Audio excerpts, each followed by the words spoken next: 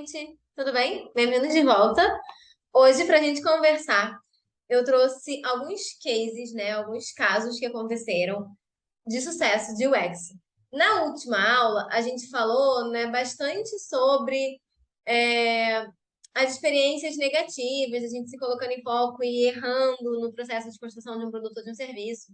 E agora eu quero trazer um outro olhar, um olhar de quem acertou bastante quando fez, né, as suas pesquisas de UX, quando fez o seu, né, toda a sua construção de produto e serviço.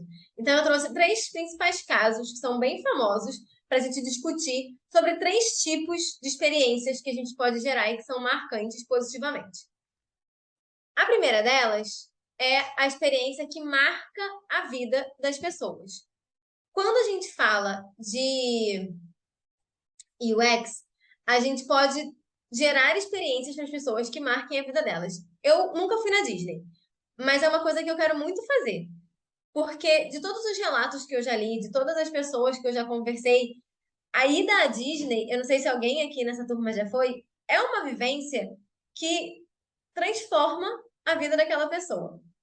Quando o Walt Disney ele foi criar a Disney, eu tenho vários cases sobre a Disney, porque eu estudo muito, eu acho que eles são muito referência em várias coisas de experiência de usuário.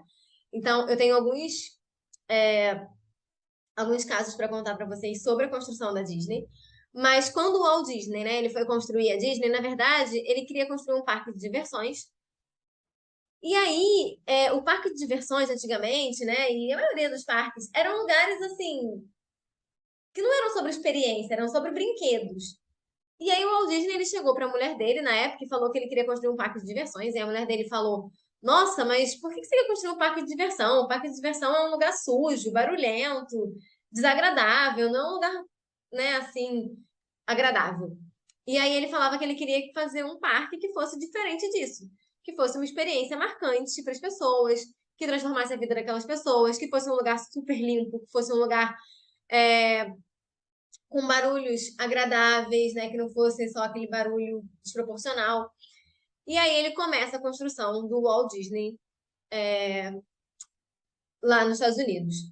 E aí ele fala, né, uma frase, tem uma frase que é do livro do Disney Institute, né, que é sobre essa filosofia da Disney, que é não, assim, não é só porque não é possível atribuir um valor quantificável à magia, não quer dizer que ela não exerça um papel poderoso na Disney e em outras empresas ao redor do mundo. Então ele traz um pouco dessa mágica, dessa experiência mágica que ele quer construir. E aí, quando o parque ficou pronto, né? Assim, primeiro que para essa construção, a Disney já existia como fazendo filmes, animações, né? Então, Branca de Neve. Já existiam animações da Disney. Então, já tinha uma equipe de design dentro da Disney. E aí, quando o Walt Disney foi construir o parque, ele trouxe engenheiros, mas ele também trouxe a galera de UX, né? Que na época o termo, né, não era assim como é hoje, mas essa galera de design, a galera que fazia é, a construção do, dos roteiros, do storytelling, né? Então, dessa narrativa das histórias da Disney. E aí ele traz essas pessoas que eram pessoas, né, de design, de narrativa, para construir essa narrativa dentro do parque da Disney, para que fosse uma experiência, né? Então, pensada ali em UX mesmo, que esse termo não fosse cunhado ali na época dessa forma. E aí, o time, né, tem um documentário, inclusive, no Disney, né, no streaming da Disney, tem um documentário que chama Imagineering, que é a junção de imaginação e engenharia em inglês, né? Então, Imagination e Engineering, que é essa junção dessas palavras, que era o time da Disney, de construção dos brinquedos, das histórias dos brinquedos, era esse time que unia engenharia e imaginação. Era o time de criatividade da Disney. E aí eles construíam. Então, por trás dos brinquedos, nada na Disney era construído só como, é um brinquedo, é um castelo, é uma torre, é uma montanha-russa. Não. Tudo que era construído tinha que ter uma história, uma narrativa por trás. E aí essa construção, ela foi feita pensando nisso, né? Qual era a vivência que as pessoas iam ter ali. No primeiro dia, quando a Disney inaugurou, o parque encheu de gente. E aí, quando o parque fechou, né? Tem histórias nos livros que contam as histórias da Disney. essa história especificamente, se eu não me engano, é daquele livro que eu falei no último vídeo, para quem assistiu o último vídeo, do Jeito Disney de Encantar Clientes. Ela. O Walt Disney fechou o parque, né? E aí, quando ele fechou o parque, ele olhou pro parque e o parque tava imundo. Totalmente sujo, assim. E aí ele chorou. Dizem que ele chorou, não sei se é verdade, mas dizem que ele chorou. Porque era exatamente o que ele não queria, né? Ele queria um parque que fosse limpo, bonito, que fosse uma experiência agradável. E um parque sujo não é uma experiência agradável. E aí, no próximo dia que o parque ia abrir, o que que ele fez? Ele fez um teste para ver, né, como é que ele resolvia esse problema de sujeira no parque. Ah, ele poderia ter botado um monte de lixeira, ele poderia ter feito. Mas ele pensou numa forma simples e criativa de testar isso.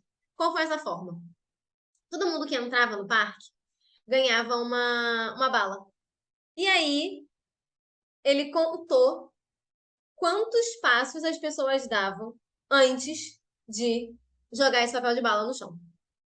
E aí, segundo, né, o livro, são 7 passos. Uma pessoa, ela segura um papel de bala na mão por 7 passos. 7 passos é a quantidade de passos que uma pessoa dá antes de desistir de achar uma lixeira. E aí, hoje, na Disney, né, e na época, você a cada 7 passos encontra uma lixeira dentro da Disney. E até as lixeiras da Disney não parecem lixeiras, né? É um personagem, é um castelo, é uma construção linda que não pareça uma lixeira, mas que tenha uma abertura que você entenda que é uma lixeira, mas que não pareça feia, suja, fedorenta. Então, toda essa construção ela é montada a partir disso, e a cada 7 passos você acha uma lixeira para que você não desista de segurar o que você estiver segurando e queira jogar fora.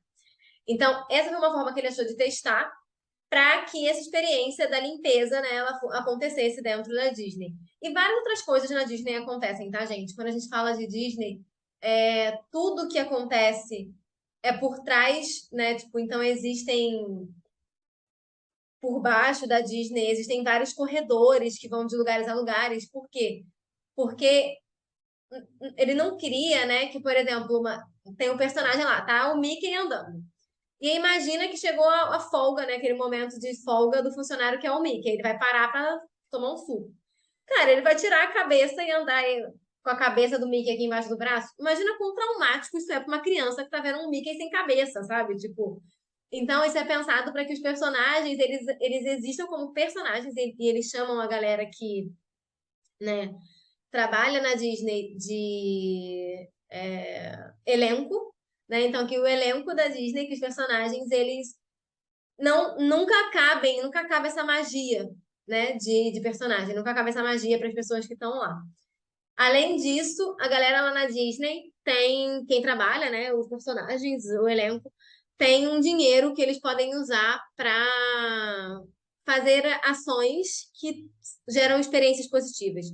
Então, uma cota por dia, por semana, não sei exatamente ao certo, mas uma cota ali que eles podem fazer. Por exemplo, uma criança deixou uma pipoca cair e vai começar a chorar. E aí, esse personagem que viu isso, ele pode ir lá comprar uma pipoca e dar uma pipoca nova para aquela criança. Sem precisar de uma autorização de ninguém, sem precisar passar por RH, pedir alguém. Não. Ele tem autonomia para chegar lá naquele dia e comprar aquela pipoca e dar para aquela criança com o dinheiro da Disney. Então, isso é muito legal, né? Porque gera uma experiência sempre positiva. E aí, esse é um dos lemas ali, né? Ninguém pode estar triste dentro da Disney. A ideia é que ninguém esteja triste, todo mundo esteja feliz dentro da Disney. Então, nada pode acontecer para que você tenha uma experiência ruim ou que tenha um dia ruim ali dentro. O segundo tipo de experiência que a gente pode gerar é a experiência que facilita a vida das pessoas. Quantas buscas, vocês já pensaram em quantas buscas vocês já fizeram no Google hoje? Para assim, um minutinho e pensa assim, quantas buscas será que eu já fiz? Quantas vezes eu já fui ao Google digitar alguma coisa para pesquisar? E aí, eu fiz esse exercício de pegar, na verdade, esses 30 que estão aqui. Quando eu montei, né, toda essa aula, eu montei a aula começando lá do vídeo passado. Então, esse 30 significa eu montei tudo de uma vez, o vídeo passado e esse vídeo, o PPT inteiro. E aí, só para isso, né? Só para aquele PPT que vocês viram no vídeo passado e o PPT que vocês estão vendo agora, juntando essas duas coisas, só para isso, eu fiz pelo menos 30 buscas no Google. Se fosse para pegar um sticker do Friends, se fosse para pegar uma imagem da Disney, fosse para pegar essa imagem do Google, fosse para pesquisar uma citação, aquela citação do Don Norman, fosse para pegar a capa do livro dele. Então, toda hora eu ia lá no Google fazer uma pesquisa para trazer exatamente uma capa de um livro, uma imagem, uma citação do jeito que está escrita, né, uma referência, uma coisa que eu estava aqui na dúvida e fui lá confirmar. Só para esse EPT, pelo menos 30 acessos ao Google para isso. Cara, vocês já pensaram o que era a vida de vocês antes do Google, o que é agora? Não sei, na verdade, talvez muita gente aqui, né, tipo, viveu só a era Google, né? Não viveu a era não Google. Mas já pararam pra pensar em ficar assim uma semana usando o seu computador normal, trabalhando normal, sem poder pesquisar nada no Google? Então, hoje, o Google, ele virou uma necessidade, né? Tipo, você tá em algum lugar e alguém te fala, será que tem não sei o quê? Você para, peraí, será que abre essa loja essa hora? Você, peraí, vai lá no Google. Ah, o horário de funcionamento é de 8 às 10 da noite. Legal, tá aberta já então, porque são 9 horas. Então, é muito fácil, né? A sua vida virou muito mais fácil, muito mais rápido graças ao Google, então virou uma facilidade muito grande na sua vida usar o Google, né, na vida de todos nós. Então, essa é uma experiência que a gente pode gerar. Eu posso ter um produto que marca a vida transformacional. O Google marca a minha vida? Tipo, não, não marca a minha vida. Mas o Google facilita muito a minha vida. Tipo, muito a minha vida. Então, é uma coisa que acaba sendo muito importante durante o nosso dia a dia.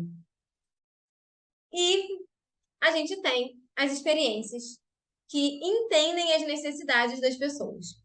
Quando a gente fala, eu gosto muito de trazer o exemplo, né, do Henry Ford, que para mim foi uma das pessoas que entendeu as necessidades das pessoas. Quando a gente fala, né, de carro, né, da construção do carro, o carro veio numa época que não existia carro. E aí o Henry Ford tem uma frase que ele fala que é assim: se eu tivesse perguntado às pessoas o que elas queriam, elas teriam dito cavalos mais rápidos. Na época que não existiam carros, imagina que você fosse perguntar para as pessoas o que elas queriam. As pessoas não conhecem o conceito carro, porque carro não existe. Então as pessoas elas vão te dizer que elas querem cavalos mais rápidos, porque elas estão acostumadas a cavalos e elas querem cavalos mais rápidos. Mas será que as pessoas queriam cavalos mais rápidos mesmo? Qual é o ponto aqui? Pensa que o Henry Ford foi lá fazer essa pesquisa. E aí ele ouviu das pessoas: as pessoas querem cavalos mais rápidos. Não necessariamente. Talvez as pessoas queiram se locomover de um lugar para o outro mais rapidamente. Pô, isso faz sentido. As pessoas querem ir do ponto A ao ponto B mais rápido. Ah, então, não necessariamente precisa ser de cavalo. Pode ser de outra coisa. Pode ser de uma coisa que leve elas do ponto A ao ponto B mais rápido. Ah, beleza, vou criar o carro. Óbvio que a linha de raciocínio não foi desse jeito que eu tô contando para vocês. Mas é só para vocês verem que depois que o carro começou a existir, né, e que as pessoas começaram a poder ter carros, a gente não vê ninguém hoje na rua escolhendo ir para o trabalho de cavalo, né? Tipo, assim, principalmente no meio urbano, né? Até complicado fazer isso. Por quê? Porque agora o carro já é uma necessidade, né? Muitas pessoas hoje têm a necessidade do carro, de andar de carro, de ir de um lugar a outro de carro, né? De ir para o trabalho de carro. Então, e tem muita gente que hoje vai a todos os lugares de carro, né? Vai à padaria de carro, vai ao supermercado de carro, vai na esquina de carro. Porque o carro virou uma necessidade na vida dessa pessoa. Assim como o celular hoje é uma necessidade na nossa vida, assim como a internet é uma necessidade na nossa vida, né? A gente esqueceu o celular em casa, a gente volta em casa para buscar. Quem nunca saiu de casa sem celular não voltou para casa para buscar? Né? Ninguém vai para o trabalho e fica o trabalho inteiro sem celular. Se percebeu? Se percebeu.